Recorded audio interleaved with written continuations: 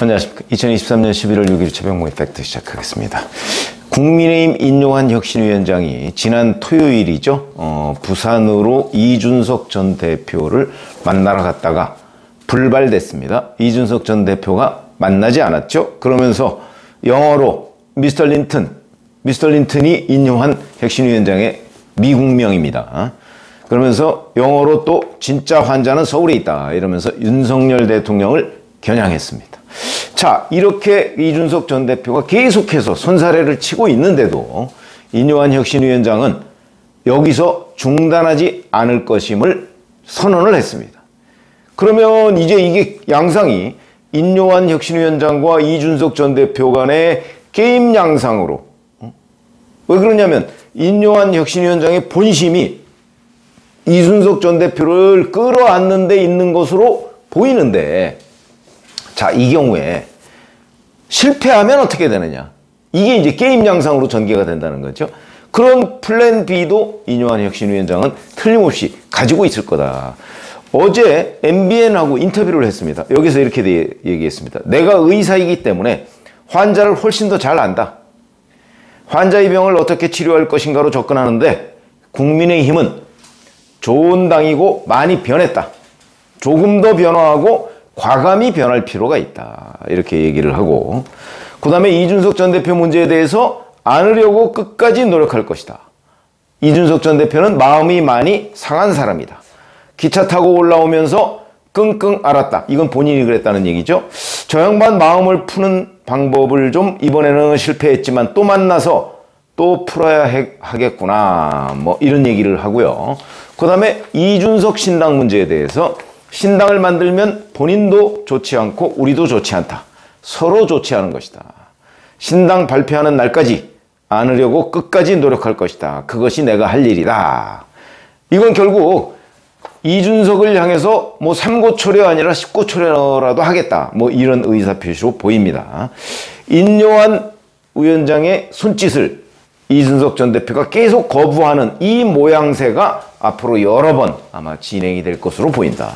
그럴 경우에 일반 유권자들, 일반 국민들은 인요한, 이준석 이 게임을 누가 이긴다고 볼 것인가?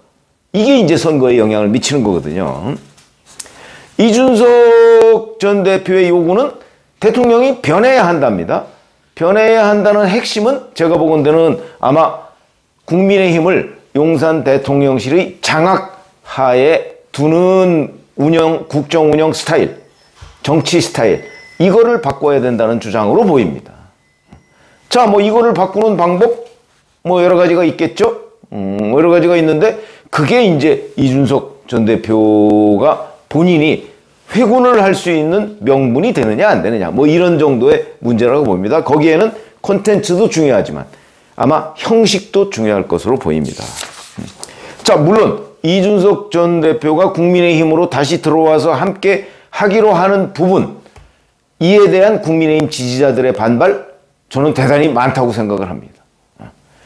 그러면 이제 이걸 또 돌파하는 것도 어찌 보면 인요한 혁신위원장의 그 과제일 수도 있겠다. 그러나 기본적으로, 자, 윤석열 대통령이 그 국민의힘을 대하는 스타일, 이걸 180도 변하게 하는 거는 아마도 인요한 혁신위원장의 권한 바뀔 가능성이 높습니다. 물론 그거는 윤 대통령이 얼마나 변화를 허용하느냐에 달려 있는 거죠.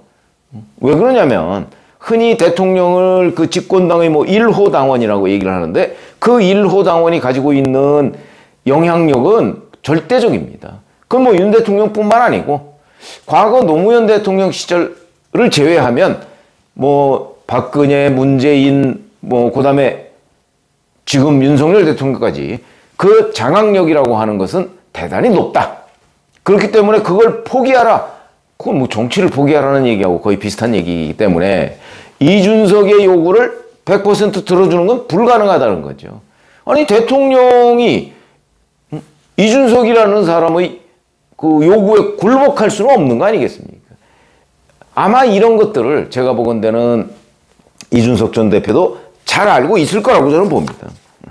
자, 그런데 이준석은 지금 계속 뭐 비명계, 민주당 비명계도 접촉하고 있다. 그러면서 윤 대통령이 변하지 않으면 신당 100%다. 뭐 계속 이렇게 얘기합니다.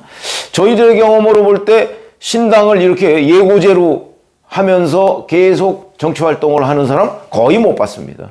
신당은 조용히, 다만 이 당에서 이 당의 주류에 계속해서 반발해가면서 명분을 축적하고 어느 순간에 뭐 탈당을 하든가 집단 탈당을 하든가 이렇게 해서 만드는 것이지 12월 뭐 1월 이렇게 해서 되는 문제는 아닙니다. 12월까지 글쎄요 뭐 아마 그런 조건 충족되지 않을 거요.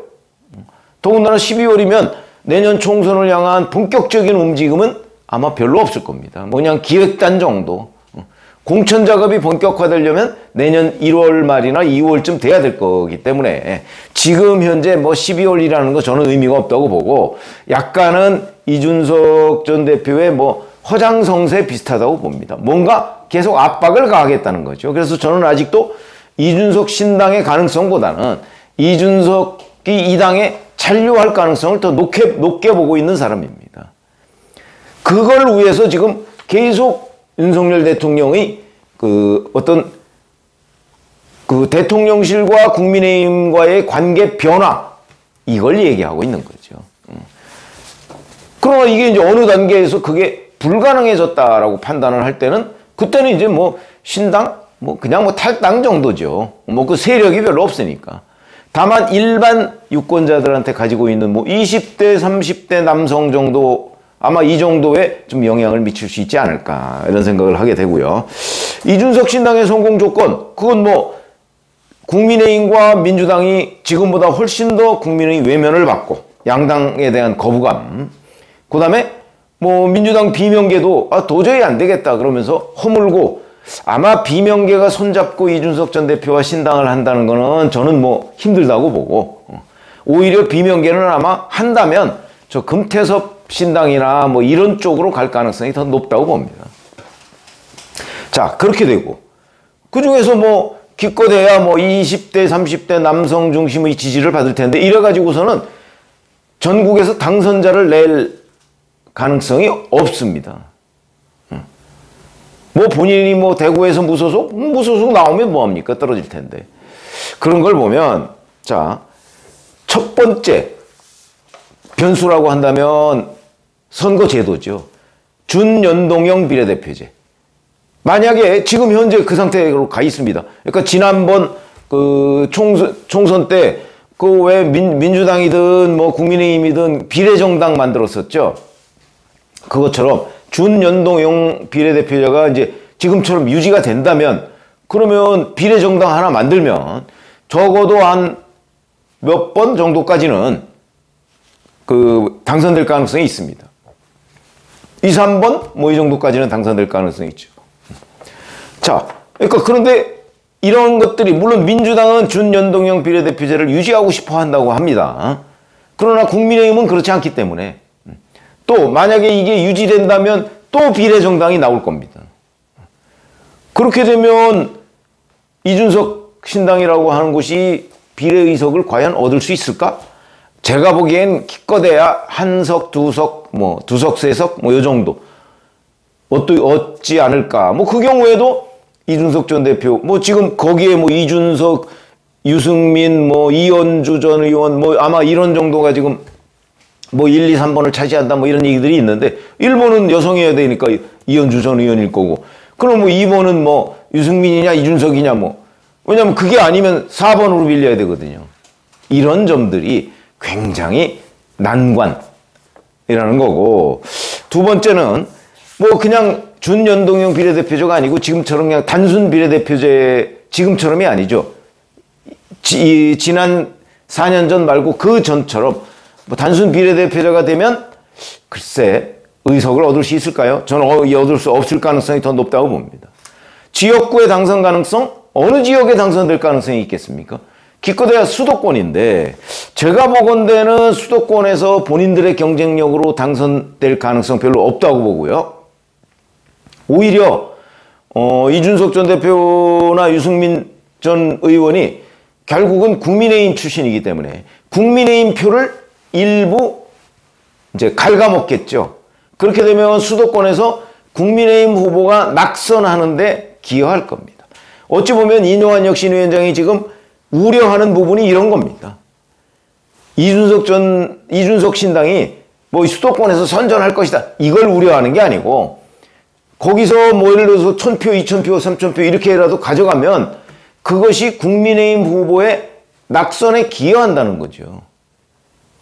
그렇게 되니까 그걸 없애야 국민의힘 후보가 수도권에서 민주당과 맞설 수 있다. 물론 민주당도 만약에 비명계가 신당을 만든다면 비명계가 또 일부 표를 가져갈 겁니다. 그러면 뭐 비기게 되는데, 아직 그 비명계의 신당은 가시화되지 않았기 때문에 인요한 혁신위원장이 계속해서 지금 이준석 전 대표를 이렇게 공략하는 이유는 바로 우선 신당을 못 만들게, 그 다음에 뭐 이준석 전 대표를 진짜 본인 표현대로 끌어안으면 그러면 또 20, 30대 표가 국민의힘에 일부 올 수 있다. 물론 떨어져 나가는 표도 있겠지만 이런 걸 플러스 마이너스 했을 때 도움이 된다, 이렇게 판단을 한 것으로 보이고, 이 게임 양상에서 또 중요한 거, 만약에 인요한 혁신위원장이 이준석을 껴안지 못하면 그럼 이제 12월이나 1월이나 나갈 거 아니겠습니까? 나가서 뭐 신당 한다고 뭐 하겠지만 저는 영향력이 별로 없을 것이라고 보고, 다만 국민의힘 후보의 타격은 있다, 이거죠. 근데 그 경우에도 그 타격을 최소화해야 되는 거죠. 저는 지금 인요한 혁신위원장의 뭐 거의 스토킹에 가까운 그 이준석과의 면담 요구, 이게 아마도 이것까지 겨냥한 거라고 봅니다. 이준석 전 대표가 끝내 이 손을 뿌리칠 경우 그 명분을 빼앗는 거죠. 신당 창당의 명분. 무슨 얘기냐? 국민의힘에서 끊임없이 이준석 전 대표와 함께 하자고 했는데 본인이 뿌리치고 나간 거다. 우리가 뭐 나가라 해서 밀어서 나간 거 아니다. 유권자들이 이렇게 판단할 수 있도록 계속 지금 플랜 B로서 분위기를 만들어가고 있는 겁니다. 저는 인요한 위원장의 입장에서 보면 대단히 잘하고 있는 거라고 보고요. 국민의힘 입장에서 보면 잘하고 있는 거죠. 왜냐하면 그렇게 해서 이준석이 이 당 안에 들어와서 같이 활동을 할 수 있는 여건이 되면 좋고, 그렇지 않고 나갈 경우라도 명분이 약화돼서 나가면 피해가 줄어들겠죠. 그걸 지금 노리고 있는 거라고 보고, 여기에 또 하나의 변수가 있습니다. 자, 인요한 혁신위원장이 친윤 계열들의 불출마 또는 수도권 험지 출마를 요구했습니다. 뭐 아직까지 윤석열 후보의 수행실장 출신인 이용 의원만 화답을 했고요. 지금 뭐 핵심들은 뭐 아무래도 김기현 대표, 권성동 의원, 장제원 의원 뭐 이런 사람들이 될 겁니다.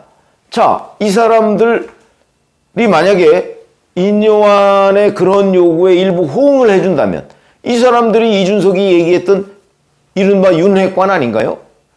윤핵관이 이렇게 불출마, 뭐 책임을 지고 불출마 내지 이선 후퇴를 한다면 이준석이 나갈 명분이 더 없죠. 아직 거기까지 가지는 않았지만 저는 그 가능성이 높다고 보고 있기 때문에 만약에 그런 게 가시화되면 이준석의 탈당 명분은 더 줄어든다. 그 다음부터는 이제 윤석열 대통령만 물고 늘어질 텐데, 글쎄요, 뭐 일개 전직 대표가 대통령과 뭐 거의 맞짱 뜨자는 식, 이게 과연 일반 국민들한테 먹힐까요? 저는 별로 안 먹힐 거라고 보고요. 지금은 인요한 이준석 이 게임이 진행되고 있는 겁니다. 이 게임에서 누가 이길 것이냐? 저는 궁극적으로 아마 이준석이 회군을 하지 않으면 별 이득은 없고 본인한테 돌아오는 이득은 없고 결국은 국민의힘 회방꾼 정도로 인식될 가능성이 있는데, 아마 이런 회방을 할 때의 그 지분도 지금 인요한 위원장이 계속해서 그 거의 스토킹 수준에 가까운 그 화합하자 이런 식으로 몰아붙이면 아마 끝내 이 지분도 계속 줄어들고 신당 창당의 명분 별로 없을 것이다 라고 본다면, 뭐 그래도 작은 힘이라면 국민의힘 후보를 흠집내는 데는 아마 그 영향이 좀 있을 것이다 이렇게 봅니다. 그러니까 흠집을 줄이기 위해서 최선은 같이 하는 것이고, 정 안 된다면 이 게임에서 그냥 떨어져 나가는 거죠. 이준석이 떨어져 나가는 건데, 그 경우에도 그 힘을, 영향력을 줄이기 위한 인요한 위원장의 노력, 이거에 따라서는 피해가 최소화될 수도 있다. 그러면 결국 이 게임의 승자는 인요한 위원장이 될 가능성이 대단히 높다. 전 이렇게 봅니다. 고맙습니다.